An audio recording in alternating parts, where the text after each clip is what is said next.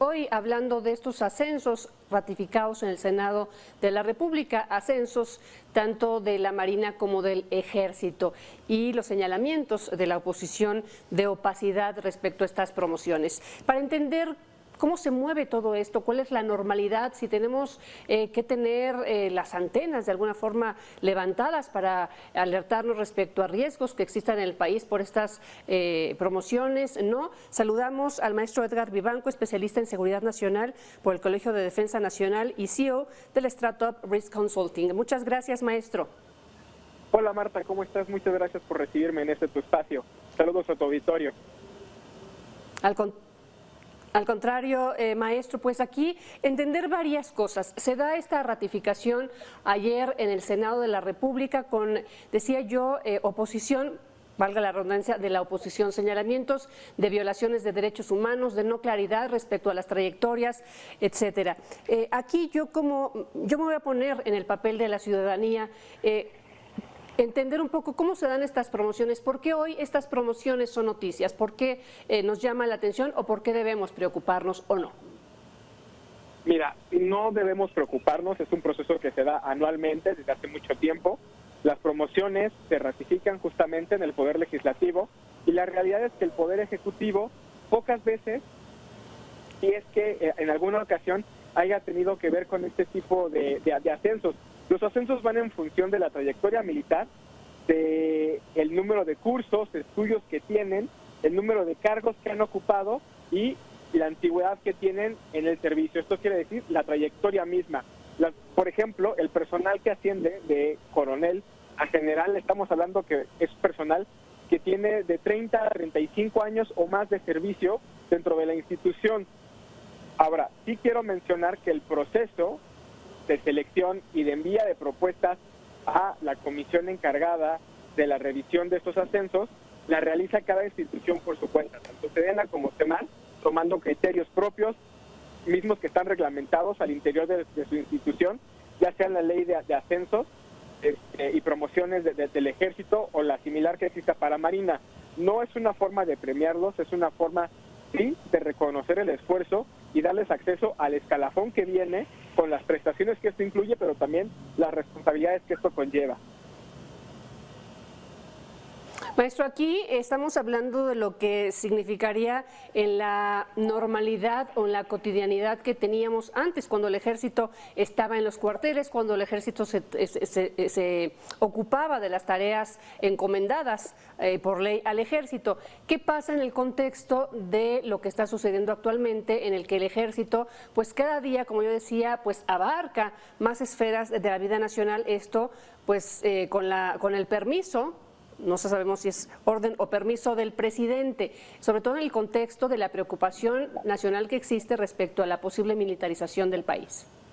Mira, al respecto quiero señalar primero que estos opositores que señalan la opacidad hablan desde la completa ignorancia, no solo de la institución, sino de los procesos mismos de la institución. Número uno. Número dos, lo que tenemos ahora no es una militarización ni un militarismo de la sociedad. Tenemos a la vista incentivos para que eso suceda, toda vez que se les ha dado más fuego a los militares, pero esto ha significado no que ellos adquieran más poder político, no poder de toma de decisiones. Lo que ha sucedido es que tienen más responsabilidades fuera de su esfera natural y de responsabilidades, incluso a la normada en sus leyes orgánicas, y que esto les ha generado más visibilidad.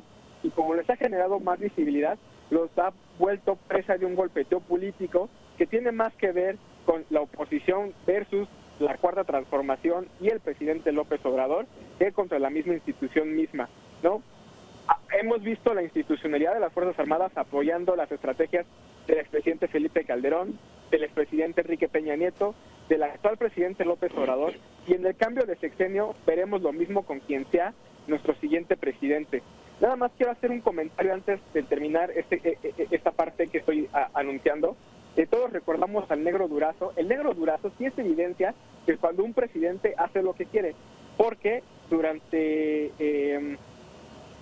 la trayectoria del Negro Durazo podemos encontrar que fue nombrado general de división. Fue nombrado general de división durante la administración del presidente que lo nombra, y al término de esta administración se le quita su título. No hay dentro de la institución este tipo de preferencias por parte del Ejecutivo a personal.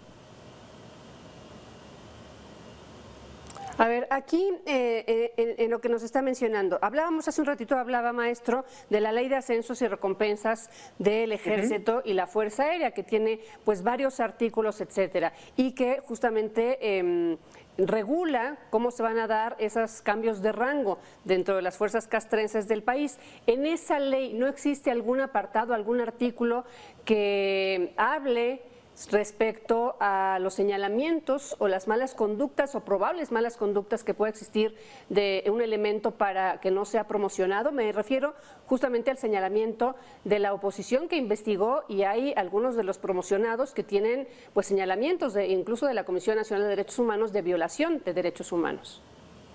Mira, nada más termino con el otro. El presidente está facultado para ordenarles a las Fuerzas Armadas, vía el artículo 89, fracción sexta, a disponer de la Fuerza Armada en territorio nacional. Ciertamente hay cosas que no deberían estar haciendo, como ser empresas.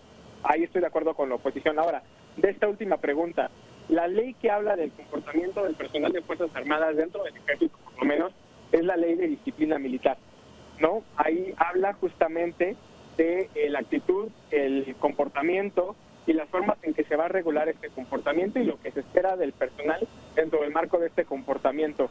Sí, no conozco a detalle todos los nombres, pero sí, hay nombres que pudieran estar relacionados o que pudieran estar mencionados en violaciones de derechos humanos. Si el caso es que esta recomendación por parte de derechos humanos prospera y llega no solamente a tribunales civiles, sino que a tribunales militares, la ley de disciplina marca que se hace una pausa en la trayectoria, en la hoja de vida, que es como una especie de currículum vitae de los militares, que automáticamente lo inhabilita para futuras promociones, futuras comisiones, futuros ascensos y futuros cargos dentro de la organización. Prácticamente les pone alto a su vida, les hace ya sujeto a un proceso, y de ser encontrados responsables tienen que pagar ese proceso dentro de instalaciones de prisiones militares, sí, que son instalaciones militares. Claro, me refería yo específicamente al tema de ser promocionados, ser candidatos a promoción.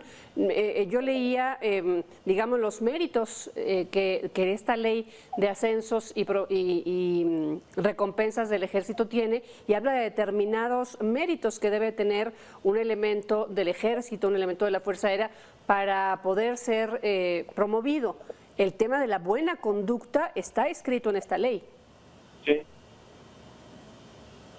Sí, definitivamente la buena conducta. ¿Se estaría violando la ley?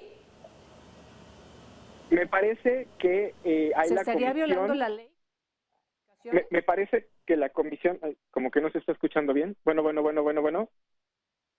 ¿Me escuchas, Marta? Lo escuchamos perfecto, maestro. Ah, súper. Mira, el buen comportamiento, a lo que se refiere el buen comportamiento, ahí lo delimita la ley de disciplina. No veo necesidad de explayarme sobre eso. Y sobre los señalamientos que se ha hecho de personal específico, si estos señalamientos acaban en una carpeta de investigación, van a incurrir las medidas que la ley de disciplina señale. Pero hasta que este caso no suceda, no se va a activar. No estoy diciendo que el sistema sea impoluto e infalible. Estoy señalando que de iniciado un proceso legal, una carpeta de investigación, se hacen las que toman y se activan los mecanismos necesarios en la ley de disciplina militar. Ahora, este personal que ascendió, aunque tenga estas imputaciones, estas recomendaciones, estos señalamientos, no se toma en cuenta para el ascenso hasta que no sea una carpeta de investigación formal. Si solamente es una recomendación, se toma en cuenta y pudiera tener efectos para la siguiente promoción, e incluso sobre la revisión misma del ciclo de vida profesional del personal de Fuerzas Armadas.